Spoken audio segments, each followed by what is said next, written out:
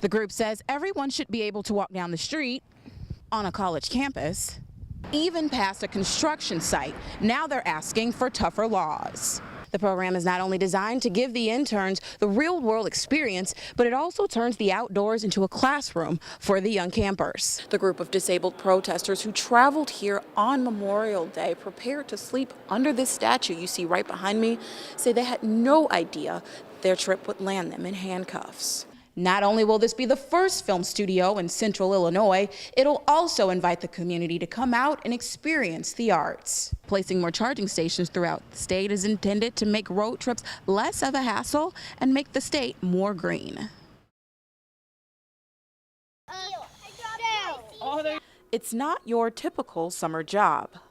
Oh, I have sand in my shoes. It's the state's EPA internship program. Lynette Ramsey is studying environmental science. She says it's an opportunity she couldn't pass up. It's right up my alley. The experience gives her a chance to learn all aspects of the agency. I've been able to attend different public hearings, so I get to see how the public feels about an issue as well as how the Illinois EPA handles the issue. She's among a group of 24 other students teaching kids about the environment. We've been doing this for a long time, our environmental education program, and we come out. This is one of the camps that we come to every year. This is Lincoln Memorial Gardens Ecology Camp, so it works real well with our environmental issues and concerns, and we love to do learning through hands-on activities. The program is not only designed to give the interns the real-world experience, but it also turns the outdoors into a classroom for the young campers. I've learned how to conserve water. I've learned about a lot of stuff in Lake Springfield. They also learn about things like global warming, recycling, soil types, and the sea of animals, reptiles, sea creatures. Making it a terrific learning experience for campers. Eventually, they're going to inherit a lot of the environmental issues that we have today. So the sooner we educate them, then the more they can learn later on as well. And for the interns. We can take this little bit of information that we've been able to instill in them this 9 weeks and remember what their experience was like, so they can take that and in turn put that into their future endeavors. In Springfield, Niema Dancy, WCIX. Representative Raymond Poe has plans for that extra money. He says it'll go to charity. I'll give about $90,000 back in per diem over all those years, and we continue to do that.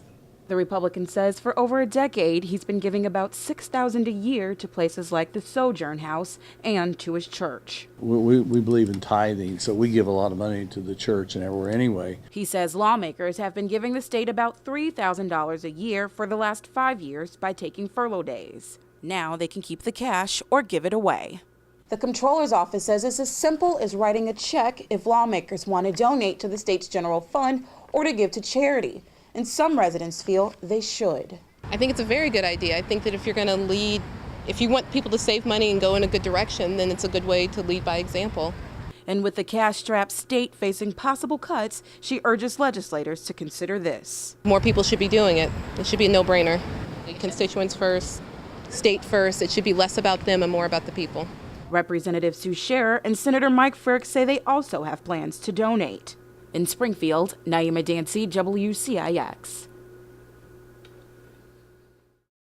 Driving one of these has its perks. You're not rotating tires, there's no oil changes, there's no transmission fluid changes. Especially on a road trip. But you add that onto the fact that you're also going to be saving money on gas over the long term, it really starts to add up. Nate Keener of iGen says that's why his group planned one across Illinois, stopping at 11 community colleges that have charging stations. And they've really played a large role in kind of connecting different legs or different parts of the state so that you can actually take an electric car from one region to another. Placing more charging stations throughout the state is intended to make road trips less of a hassle and make the state more green. And there are a number of maps that you can find on the internet that show not only where they're located, but hours when they're accessible and even costs to use those if those apply. They even made a stop at the governor's mansion where any one of the state-owned electric cars can charge, helping cut back on emissions and the use of fuel. We've been able to reduce our gas consumption in the fleet by, probably 500,000 gallons over the last 5 years. And the EVs are obviously a contributing factor to that. Keener says he hopes the trip raises awareness and also considers it a test drive or route.